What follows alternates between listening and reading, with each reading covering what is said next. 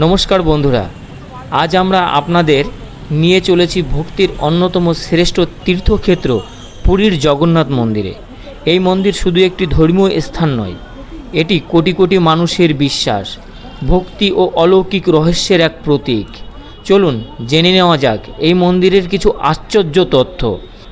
উড়িষ্যার পুরী শহরে অবস্থিত জগন্নাথ মন্দির ভারতের চার ধামের অন্যতম একটি ধাম।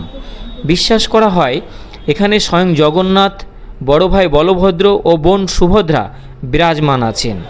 প্রায় 800 বছরেরও বেশি আগে গঙ্গা বংশের রাজা এই বিশাল মন্দির নির্মাণের সূচনা করেন। এরপর থেকে অসংখ্য ভক্ত এখানে এসে প্রভুর দর্শন করে আশীর্বাদ লাভ করেছেন। জগন্নাথ মন্দিরকে ঘিরে রয়েছে বহু রহস্য। বলা হয় মন্দিরের শিখরের উপরে থাকা পতাকা সব সময় বাতাসে বিপরীত দিকে উঠতে দেখা যায়। আবার মন্দিরের বিশাল রান্নাঘরে প্রতিদিন হাজার হাজার মানুষের মহাপ্রসাদ রান্না হয়, অথচ কখনও প্রসাদের অভাব হয় না। প্রতি বছর রথযাত্রার সময় ভগবান জগন্নাথ, বলভদ্র ও বোন সুভদ্রা 3টি বিশাল রথে চড়ে গুন্ডিচা মন্দিরে যান। এই সময় লক্ষ লক্ষ ভক্ত রথের দড়ি টেনে নিজেদের ধন্য মনে করেন।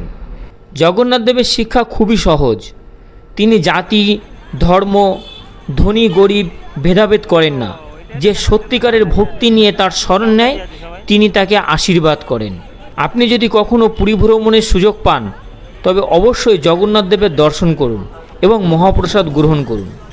ভক্তদের বিশ্বাস, একবার অন্তর থেকে জয় জগন্নাথ বললে প্রভুর কৃপায় জীবনে শান্তি ও আশার আলো এনে দেয়। জয় জগন্নাথ, রাধে রাধে।